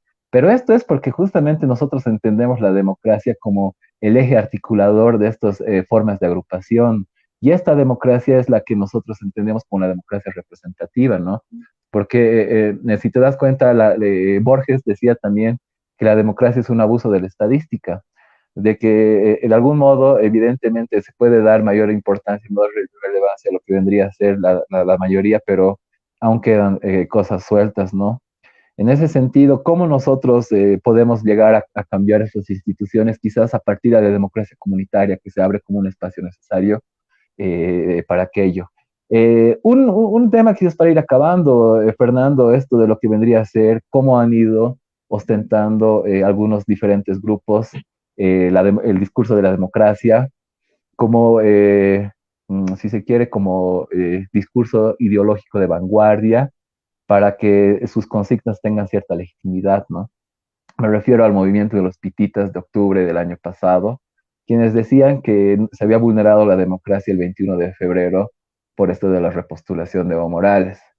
Ahora existe un giro democrático dentro del movimiento al socialismo y dentro de los movimientos sociales que tú mencionabas hace algún momento, quienes son los que de algún modo están presionando porque se lleve a cabo las elecciones y al mismo tiempo apuestan por esto, por las elecciones, ¿no? Por este comicios electorales. Entonces, ¿cómo ves estos dos escenarios? Y al mismo tiempo, ¿cómo ves que estos dos movimientos son tanto antagónicos, manejen el mismo discurso, ¿no? Ajá. Pues mira, Diego, o sea, sí, respondiendo rápido a algunas de tus preocupaciones o comentando más bien, yo creo que si queremos pensar la democracia en el futuro, o sea, y una democracia que de alguna manera sea más amigable a la condición social, a la dimensión. O sea, lo que pasa es que nuestra condición social abigarrada, heterogénea, además con grandes clivajes vinculados a la desigualdad, vinculados al tema territorial, etcétera. O sea, el devenir siempre se ve como que un escenario conflictivo, es decir, el pensar en una resolución final de nuestros clivajes y de nuestra heterogeneidad para generar una homogeneidad social, etcétera, es una ilusión, ¿no? O sea, al parecer vamos a tener y el devenir siempre va a ser político y siempre va a ser esta reinvención de la democracia como tal, ¿no? Entonces, en perspectiva de pensar una reinvención de la democracia, necesitamos empezar a romper, si se quiere, la camisa de fuerza que ahorita está evitando que la democracia sea más flexible, la camisa de fuerza liberal, ¿no? O sea, estamos muy habituados de pensar en la perspectiva solo liberal, cuando necesitamos ampliar el liberal, ¿no? Esta perspectiva liberal de entender a la democracia como sistema de partidos, régimen electoral, y representación territorial, etcétera. ¿No? Necesitamos empezar a incorporar los formatos corporativos y comunitarios, reconocerlos. O sea, necesitamos reconocerlos y empezar a establecer los mecanismos que puedan transparentar, es decir, estos niveles de intercambio político. O sea, no son malas palabras el decir intercambio político. O sea, las experiencias de democracias que han ido rompiendo si se quiere, la camisa de fuerza liberal, y hay varios y bastantes, ¿no? Y que están empezando a tener y a empezar a entender, por ejemplo, el cooperativismo democrático, ¿no? O sea, cómo podemos, es el caso de las cooperativas mineras o cualquier grupo de presión, ¿no? O sea, según Norberto Bobbio, muchas de estas son poderes fácticos. Hay que empezar a buscar que no sean poderes fácticos, sino sean poderes con los cuales se puede llegar a intercambios políticos. ¿no? Y por lo tanto intercambios que se puedan transparentar. Es como decir, con los cooperativistas lo que se tienen que establecer, por ejemplo, es que los acuerdos que se lleguen, o sea, el Estado le da, por ejemplo, las concesiones de explotación minera, pero a cambio debería pedírseles que sus cuentas sean más transparentes y que sus mecanismos de designación de sus autoridades cumplan ciertos requisitos mínimos.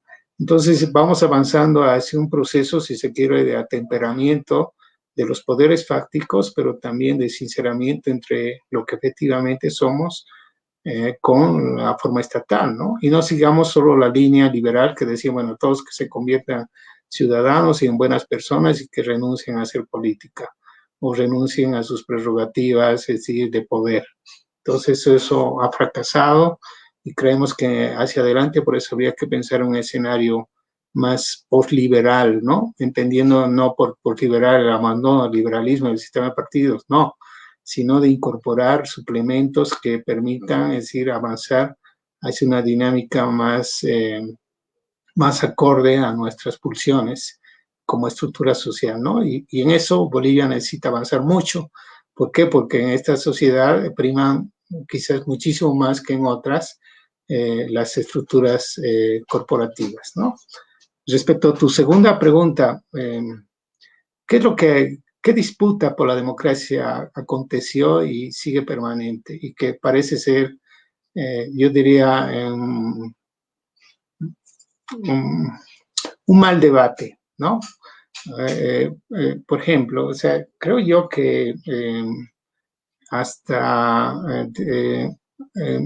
todo el periodo de hegemonía del MAS, si bien expresó un momento de democratización social, un momento de amplia, porque Evo Morales llega al poder a través de las elecciones y a través de las elecciones se reproduce con una votación que está arriba del 50% más uno, ¿no? O sea, este es un dato de la realidad, es un factor de la realidad. Pero no solo ese es un factor de la realidad, sino el éxito que tiene el instrumento político, el MAS como tal, en todos los niveles de representación política, desde la municipal hasta la nacional. Entonces, como que hay una llegada campesina indígena que, o sea, a través de la democracia que empieza a ocupar espacios de poder estatal, ¿no? Que se vuelve irreversible, o sea, en el corto plazo eso no es posible, ¿no? A pesar de todas las intenciones de que se lo dañe y se lo debilite y por lo tanto reduzca su incidencia en la configuración del nuevo orden político, ¿no? O del orden político que pueda venir después de las elecciones de este año. Entonces, esta es pues la construcción hegemónica, pero esta construcción hegemónica también tuvo grandes errores y por lo tanto también derrotas políticas. Uno de sus errores es el asunto del 21F, el referéndum, y la idea de volver a reelegirse, ¿no?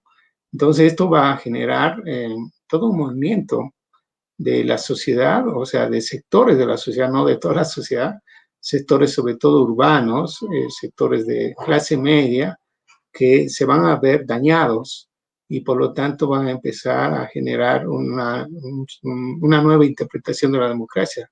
Van a entender a la democracia como garantía del Estado de Derecho y por lo tanto de los acuerdos que se habían establecido y por lo tanto de reclamo, es decir, al daño, si se quiere, a la manipulación de la normativa legal, ¿no? Entonces eso Pero tiene se sus olvidan de la efectos. participación, ¿no? Como un eje central quizás de la democracia, o sea, al restringir la participación de Evo Morales, que tenía el 49% del voto de la gente, 49% de las personas de Bolivia que habían tenido un cambio quizás en sus vidas y que se les estaba negando. Eso no es antidemocrático, es por eso que va mi pregunta, ¿de qué tan democrático era este movimiento? Porque justamente si entendemos la democracia como la censura de la participación y no como la libertad, que es un eje central también de lo que vendría a ser los principios liberales que enarbola la democracia de algún modo participativa y representativa, ¿qué pasó con esto, no? ¿Qué pasó con la participación? Claro, pero ahí tienes que entender que la democracia es política, ¿no? es lucha por el poder. Entonces, o sea, la democracia no está al margen de la dimensión de lo político, ¿no? Y por lo tanto, o sea, las decisiones políticas que se tomen van a tener efectos en la construcción de la democracia. ¿A qué me voy? O sea, que el movimiento de las clases medias a las que se han catalogado como pititas tiene cierto asidero, ¿no? Tiene asidero en distintos grupos de la sociedad, ¿no? Y estos van a actuar en correspondencia, o sea, pensando que son el pueblo, ¿no? En determinado momento, o sea, y ahí uno pudiera decir, el pueblo siempre se configura en función a un daño, ¿no? Y como ese es un sujeto, o sea, que se va configurando y que va encadenando distintas reivindicaciones, demandas, y que por lo tanto empieza a convertirse en un referente, ¿no? Un referente que pone en cuestión el orden establecido. Entonces uno diría, Evo Morales fue derrotado en octubre y en noviembre, ¿no? Entonces, ¿por qué fue derrotado? Por una serie de errores que cometió, ¿no? Y que generaron daños y que por tanto generaron reacciones en distintos actores que se activaron políticamente. Detrás de ellos hay grupos conservadores, grupos que posiblemente han generado una ofensiva hacia a derribar al gobierno, sí, como en cualquier otro momento. Entonces, creo que habría que entenderlo de esa manera, ¿no? O sea, uno de los errores, desde mi parecer, de la gestión de Evo Morales, sobre todo de la última, fue el solo pensar de que los sectores medios y sectores empresariales no podían participar en política de manera efectiva. O sea, se los pensó más en la lógica de sectores que pueden ser neutralizados a través del consumo, a través de la movilidad social, a través de esta oferta de modernidad capitalista, etcétera, ¿no? Entonces, pero nunca los pensaron como sujetos, ¿no? Y el sujeto en realidad a veces emerge de la contingencia. ¿Y qué fue la contingencia? El daño a la estructura del acuerdo, ¿no? Y a partir de ahí empieza a gatillarse y se vinculan a sectores conservadores y tenemos lo que tenemos ahora, ¿no? Entonces, eso no quiere decir, sin embargo, de que este sector es por lo tanto la expresión de la mayoría, ¿no? O sea, por eso estamos en plena crisis política que todavía no se ha resuelto y que tendrá que ir resolviéndose a través del mecanismo electoral. Gracias, Fernando. Sí, es interesante ver un poco lo que está aconteciendo ahora, porque las consignas con relación a que se lleven a cabo las elecciones como una premisa democrática es igual a algo que ya se ha solucionado, por suerte. Vamos pasando a la última parte de lo que vendría a ser el programa, a leer los comentarios de la gente y las preguntas que tienen las personas que nos ven. Muchas gracias a todos aquellos que ven y comparten este diálogo interesante que tenemos con relación a la democracia comunitaria. Adelante, José. Controles, gracias. ¿Y en Bolivia existe la democracia comunitaria? Pregunta Clarisa Vargas. Gracias, Clarisa. Pues sí, ¿no? Eso es todo lo que hemos estado hablando. O sea, creo que más bien, al parecer, es lo que más existe, ¿no? Es lo que más existe y lo que se está, o sea, lo que pasa es que no lo hemos conceptualizado, no lo tenemos registrado, no es parte de la hegemonía discursiva, pero están en nuestras prácticas, ¿no? Están en nuestras redes. Las redes comunitarias se expresan en distintos ámbitos, desde el ámbito político, que son las autoridades, las estructuras locales. A ver, si uno está en un barrio, hay una junta vecinal. Esa es una estructura de democracia comunitaria. Si uno está en una agrupación o una red comercial, o hay cooperativa o hay asociación, esa es una estructura comunitaria y ahí está la democracia comunitaria. Lo que hay que pensar es que la democracia, no hay que esencializar a la democracia comunitaria como un lugar en el cual no hay lucha por el poder. O sea, tanto en las cooperativas, cualquier cooperativa, hay una fuerte lucha por el poder. ¿Por qué? Porque se está disputando recursos, ¿no? Entonces, no pudieran decir eso no es democracia liberal. O sea, no hay una competencia de partidos, hay competencia de personas, hay competencia de miembros y hay disputas entre miembros. O sea, el poder es transversal a todos los sistemas, todas las formas democráticas. Y la democracia comunitaria está ahí entre nosotros, ¿no?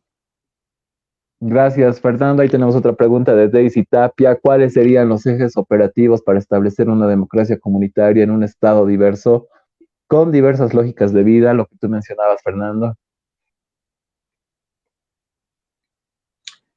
Pues Gracias, ahí Daisy. el eje operativo es básicamente esta idea de interculturalidad, ¿no? Que es insuficiente, o sea, porque desde otras narrativas se habla de acoplamiento, ¿no? O desde otras hablan de entrecruzamiento. Pero al parecer el tema de interculturalidad, aunque tiene esta dimensión culturalista, al parecer es la que podemos adoptarla, ¿no? Porque, ¿qué es lo que se está diciendo? Para poner un ejemplo, nada más un ejemplo, es como las estructuras comunitarias son las que se despliegan en medio de la sociedad, o la sociedad está desarrollando estas estructuras y el Estado tiene otro tipo de estructura.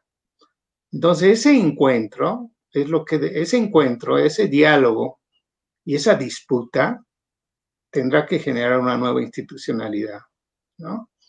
O sea, y a eso podríamos llamar este eje operativo, ¿no? La construcción de la institucionalidad estatal desde abajo, ¿no? Desde estas lógicas comunitarias, o sea, que reconozcan esta lógica. Es como decir, no sé, las autoridades, el AILU, ¿no? ¿no? Es que se tienen que imponer el AILU, sino como desde el AILU o desde la lógica de autogobierno comunitario empieza a generarse su vinculación con el Estado y en esa vinculación genera una nueva estructura institucional. Eso es lo que aconteció en las autonomías indígenas, como un ejemplo de esta vinculación, ¿no? O sea, por ejemplo, en las autonomías indígenas hay la estructura orgánica, el autogobierno como tal, que es ancestral, que no depende del Estado y que gestiona el territorio y funciona sin el Estado, ¿no? O sea, son las autoridades, el sindicato o la federación o la central sindical o los cabildos, etc. Pero al ser parte del Estado, o sea, al ser y recibir recursos del Estado, tienen que elegir autoridades, que ya es un entremedio, ¿no? Y es una autoridad, es como un brazo, y aparece la autoridad autonómica, si se quiere, de la autonomía indígena, ¿no? Y aparece el Consejo Territorial, y aparece, es decir, estas otras figuras que emergen de esta vinculación. Y esto llamaríamos ya la estructura intercultural, ¿no? Ese encuentro entre ser parte del Estado. Gran parte de las dinámicas comunitarias están exigiendo, no todas, y no es necesario que todas, gran parte de ellas exigen ser parte del Estado, porque negocian con el Estado, pero al ser parte del Estado, también tienen que modificarse como también modificar al Estado. Exacto. Muchas gracias, Fernando. Tenemos una última pregunta de Mireya Sánchez Echeverría. La democracia comunitaria debería romper incluso con las representaciones territoriales e ir en pos de las representaciones de intereses del bien común, medio ambiente, animalistas, diversas comunidades o sectores, etc. Nuestra peculiar conformación de sociedad requiere nuevas formas democráticas. Interesante comentario. Muchas gracias, Mireya Sánchez Echeverría. ¿Estás, Fernando, algo sobre el comentario? No es pregunta, no es comentario, producción. No, yo comparto el comentario, ¿no? Sí. En realidad es un poco lo que el sinceramiento entre la forma estatal, que es una forma, si se quiere, con registros liberales y republicanos, en términos mayoritarios, si se quiere, por obvia razón, ¿no? O sea, la primera constitución que tenemos, Simón Bolívar nos los envía diciéndolos, les estoy enviando la constitución más liberal que existe en la tierra, ¿no? Pero además en su buena intención, porque el liberalismo en ese momento era quizás la concepción más revolucionaria que había, ¿no? Entonces, por lo tanto, en su deseo, pero también en su, o sea, no podíamos pensar y no podíamos pedirle a Simón Bolívar que reconozca todas las estructuras comunitarias, etcétera. Está pensando desde una perspectiva de su tiempo y en su momento. De Por su lo tanto, esa condición también, constitución, sí, sí. ¿verdad? De su condición también, cierto, sí, sí, es De cierto. su condición y o sea, bajo su influencia teórica, o sea, él no está metido en las comunidades, viene de otra tradición y viene de una tradición liberal, ¿no? Y mucho de lo que se ha incorporado es básicamente desde estas hegemonías, ¿no? De las élites que han construido nuestras estructuras institucionales y que además responde a un diseño, si se quiere, global, ¿no? O sea, de la hegemonía del liberalismo y del capitalismo a nivel global, ¿no? Entonces, la emergencia ahora de la democracia comunitaria como que pone en vilo, ¿no? Estas estructuras, pero en el sentido de decir, no del desmontaje total, porque eso, pensar el desmontaje es como que una ilusión, ¿no? Sino que más bien esta idea de la construcción de nuevas instituciones, de nuevos arreglos, porque parte del liberalismo, parte del anarquismo, parte del republicanismo, pues se tienen que reinventar en función a nuestras estructuras propias.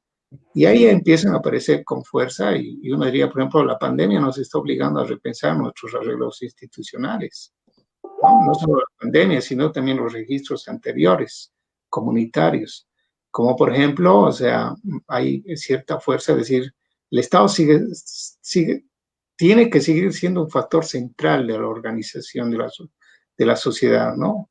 Los que proponen neoliberalismo tal vez están muy en su lógica muy propia, pero lo que emerge es que el Estado va a seguir siendo un factor central porque necesitamos organizar esta sociedad para garantizar determinados derechos como los derechos a salud, a educación como centrales y el tema del medio ambiente, ¿no? Entonces, si queremos ver esas, por ejemplo, en nuestras tradiciones, vamos a encontrar mucho, ¿no? El vivir bien que está en la Constitución, la dinámica medioambiental, el tema de los derechos de la madre tierra, que fue un gran avance, el tema, es decir, de la vida comunitaria como expresión de un modelo de sociedad, aparecen como los referentes modernos, ¿no? Pero que de alguna manera ya estaban entre nosotros o están entre nosotros en niveles micros, en niveles en las cuales, o sea, se están desarrollando, desplegando, pero que necesitamos registrarlos e incorporarlos y a partir de eso construir las nuevas instituciones. Muchas gracias, Fernando. Sí, evidentemente es cierto, hay varias cosas que todavía no se han podido tocar, pero a modo de conclusión, quizás creo que lo que rescataría de este pequeño diálogo sería el hecho de que nuestras estructuras, tanto a nivel social como a nivel estatal, bueno, más a nivel social, aún mantienen esas prácticas o esas lógicas comunitarias, solo que de algún modo han terminado siendo absorbidas también por esta forma de organización característica de la democracia liberal.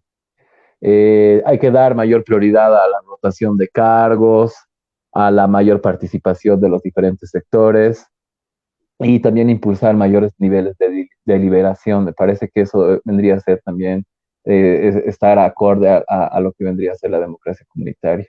Agradecerte, Fernando, de nuevo por la presencia de este sector, quizás para despedirte unas últimas palabras. No, gracias, Diego. Yo creo que, bueno, hemos hablado de muchas cosas. Espero que, bueno, algunas siento que han sido dispersas. Bueno, creo que es parte de cómo podemos ir sacando ideas o produciendo ideas. Y obviamente es un tema que creo que hacia ahora como hacia adelante habría que posicionarlo y desarrollarlo, ¿no? Nada más yo me quedaría con una idea, retomando lo que tú dijiste al final. Eh, yo pensaría más bien, no compartiría mucho contigo en términos de decir, bueno, pues hay que rescatar como algo testimonial o algo, o sea, entiendo así, ¿no? O sea, más bien pensaría de que la democracia tiene una fuerza de emancipación fuerte que hay que disputarla, ¿no? O sea, y hay que disputarla en la idea de que es una exigencia por la igualdad. Y esa exigencia por igualdad tiene distintos formatos, no está peleado, o sea, no es binario, no hay un desencuentro entre modelo representativo, participativo y comunitario. O sea, lo que en realidad pudiera estar aconteciendo con la ofensiva conservadora que está entre nosotros es romper el presupuesto mínimo de la democracia, que es la búsqueda de la igualdad, ¿no? Entonces, ahí es yo creo que la defensa de la democracia es la búsqueda de la igualdad y a partir de ello, o sea, buscar que este registro se traduzca, por ejemplo, en la garantía de los derechos individuales y colectivos a través del voto y las elecciones. O sea, si tú quieres, nos vinculamos con la democracia representativa. Es la manera de defender que la mayoría o el conjunto de la sociedad, es decir, legitime el poder político, ¿no? Es a través de este mecanismo, porque este mecanismo es reconocido por todos. O sea, no podemos abandonar la lucha por ganar y por vencer en el campo de la representación política, de la democracia representativa. O sea, y no podemos, o sea, bajar la guardia en la búsqueda de que se conozcan nuestras formas de autogobierno, como es las estructuras comunitarias, asociativas, corporativas. O sea, no podemos porque el liberalismo, por ejemplo, ¿qué está buscando? Neutralizarlas, estigmatizarlas, o sea, y ocultarlas y que se vean que solo sean poderes fácticos. No, lo que habría que buscar que estos son poderes reales y que por lo tanto necesitan ser incorporados en los procesos de decisión pública, de decisión colectiva y por lo tanto es una dinámica en la cual, o sea, no es una dimensión testimonial, sino más de una dimensión de mostrar, ¿no? Y ahí acabo diciendo, por ejemplo, a Malku se lo acusa diciendo de separatista, pero cuando él pregunta y le preguntan si se siente boliviano, él dice que no. ¿Por qué? O sea, por qué no me siento boliviano? Porque no ve condiciones de igualdad. O sea, porque o sea, no se ha resuelto el asunto de la igualdad. Y por lo tanto, se está buscando que la igualdad en todos los términos, en términos de reconocimiento como ciudadano, como cualquier otro, pero también en términos de sus estructuras de autogobierno, ¿no? Como estructuras que dicen, estas estructuras no pueden ser subalternas, estas estructuras son partes esenciales de la toma de decisiones y de la eficacia y eficiencia del funcionamiento de la sociedad. Entonces, en esa perspectiva, creo que la lucha por la democracia está, diría, en el momento, o sea, es este el momento en el cual habría que enarbolar la defensa y la lucha por la democracia como tal, como concepto vinculado a la igualdad. Gracias, Fernando. Evidentemente tenemos visiones un tanto contrarias. A mi manera de ver esto de lo que vendría a ser la igualdad y otros conceptos son conceptos sumamente abstractos.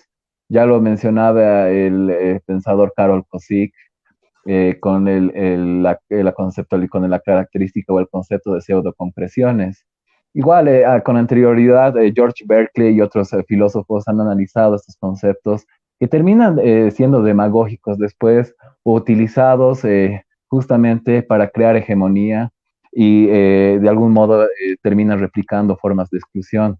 A mi manera de ver, lo que la democracia comunitaria daría paso o daría pie quizás es tratar de volver a autogobernarnos como sujetos, no depender tanto del Estado. Esa dependencia quizás del Estado ha terminado replicando élites y conservando al mismo tiempo ciertas estructuras de dominio.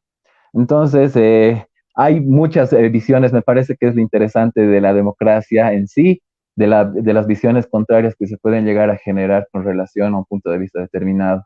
Te agradezco de nuevo, Fernando, por la presencia de este sector. Vamos a estar atentos a la producción que mencionabas que se va a sacar en el CIS, justamente ya se tiene la producción o todavía no, Fernando, quizás eso para cerrar. No, sí, ya en realidad es un libro que debería haber salido el año pasado, pero por todo el conflicto no se pudo y entiendo que esta semana ya están anunciando y saldrá, ¿no? Y es un poco esto que hemos hablado, tiene que ver con este escenario, cómo se va configurando el escenario por liberal de la política. Y en función de tu último comentario, decirte sí, bueno, en gran parte estoy de acuerdo, solo marcaría el elemento en que no es bueno dejar no es bueno dejar un campo de lucha a disposición de otros sectores, como es el campo de la lucha por el Estado, ¿no? O sea, siento que gran parte de la exigencia de los grupos y de la dimensión popular e indígena y campesina fue llegar y ser parte del Estado, ¿no? Por lo tanto, disputar ese espacio es legítimo y hay que hacerlo en las reglas de los mecanismos que están establecidos sin dejar de ser lo que objetivamente es como democracia comunitaria, ¿no? Por eso siento que la estrategia viene desde ahí, desde esa matriz, para Plenamente de acuerdo reinventar contigo. el Estado, ¿no? Exacto, plenamente de acuerdo. Muchas gracias, Fernando. Muchas gracias a toda la gente que nos ve. Vámonos con una canción, vámonos con la canción Democracia, justamente de este grupo Huellas de Barro. Este es un grupo de Zaragoza, España. Entonces vamos a escuchar la canción. Gracias, Fernando. Hasta otra oportunidad. Muchas gracias a todos los que nos ven. No, muchas gracias, Diego. Y felicidades y hasta la próxima. Gracias, Fernando. Gracias, producción. Gracias a todos los que nos ven de nuevo.